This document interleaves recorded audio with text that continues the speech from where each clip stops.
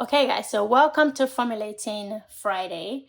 I am writing a formula for my tallow and hyaluronic acid caffeine eye cream.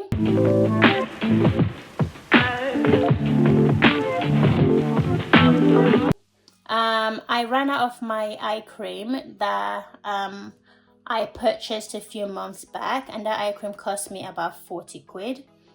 And I decided I'm not going to buy a new one. I'm just going to write a formula for an eye cream, and I decided to maybe make one with a tallow butter that I have. So I'm going to add this as my Formulating Friday series. So I have written out all the ingredients that I want to use for this eye cream. It is a caffeine eye cream, hyaluronic acid and tallow. I have nothing caffeine as part of this formulation. That is because I'm just going to add in about 0.5 grams of caffeine to my distilled water, and that is just going to dissolve into the water, and I just don't see the need of adding it to this formula. But you could add it, and you can add it here and add it as part of your formulation. If you are going to sell it, it might be worth adding it as part of your formulation and then totaling it up. Maybe 0.5 grams of caffeine granule will be enough for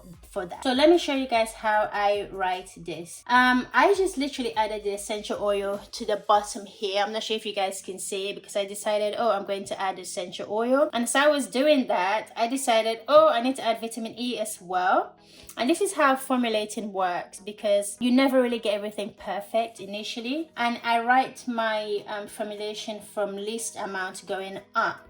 You don't need vitamin E oil in this because you have preservative, but it's good to have vitamin E in here if you can, because of these oils that you have up here, your tallow, your peach, your murumuru butter, etc. So I will add vitamin E oil somewhere down here. I am going to add it as part of the formulation. So maybe I'm going to do essential oil.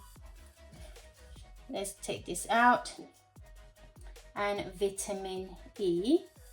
And they're both going to be 1 gram. So 0.5% of essential oil. And then I'm going to do 0.5% of vitamin E. So that's already 1% out of 100, right? And my preservative eco, the recommended manufacturer usage range is 1%. So that's 1%. So that's 2 out of 100. My green tea extract I'm going to use is going to be 2%.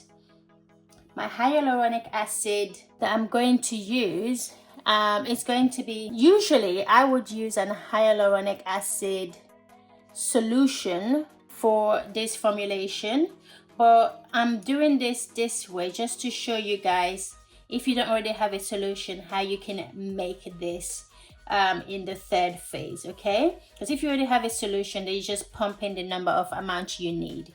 So the hyaluronic acid I'm going to be using for this formulation is going to be 0.2%, and my glycerin is going to be 4%. And I'm putting the glycerin in this phase as well, because I'm going to mix in the hyaluronic acid with the glycerin before adding the green tea extract and all of these ingredients, just to save it from clumping up. So that makes everything in this area total up to, let's add that up using my calculator because I don't want to make a mistake. 4 plus 0.2 plus 2 plus 1 plus 1, which is 0.5 is 1. So in phase 3, the ingredients total up to 8.2%. So let's move on to our next phase. So for our next phase, my cetyl alcohol will be 3%. My emulsifying wax is 4%. My murumuru butter is 2%. My peach oil is 15%. My tallow butter is 5%. So that gives us a total of this section. Let's work that out. That gives us a total of this section, which is 5 plus 15 plus 2 plus 4 plus 3. So this section totals up to 29%, okay? So now we're going to move up to our first phase. So my xanthan gum I'm using 0.2%. Glycerin up here as well, I'm using 4%. And then my distilled water, all I have to do is then take away all of these ingredients to get my distilled water.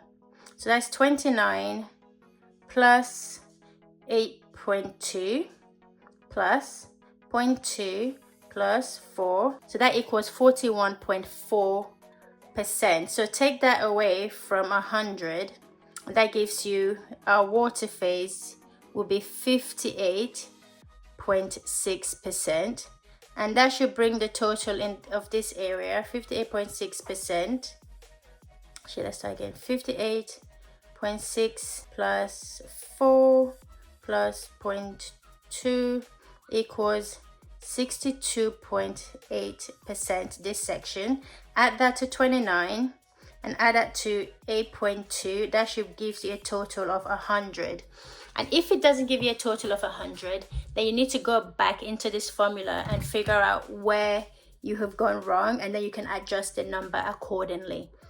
Okay, but after doing this formulation, I realized that I don't want this formula to be greasy. So what I'm going to do is I'm going to add cocoa caprate to this formula, just to maybe reduce some level of greasiness. It's not going to be that much, or dragging. It's not going to be that much.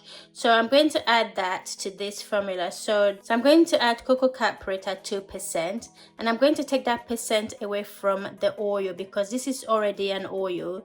So my 50% becomes 13% because I've added that 2% down here. So what I'm going to do is I'm going to write this out neatly, and I'm just going to post it now on the screen so that you can see what this looks like in typed up form. So this is how you write a formula. So I write formulas, I remove stuff, I add stuff, and then I make the ingredient, and if it doesn't look right, I go back to my formula again and then tweak a few things around.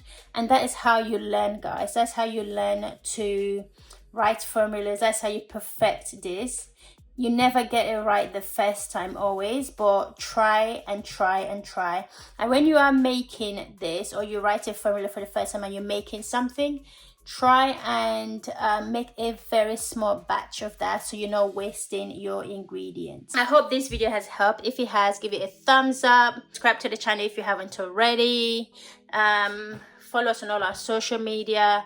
We do sell stuff on our website. If you haven't seen our website, go and visit the website, support us there. We're trying to drive traffic to our website, so support us there. We ship worldwide. Thank you for watching this video, and I will see you guys in the next one. Bye.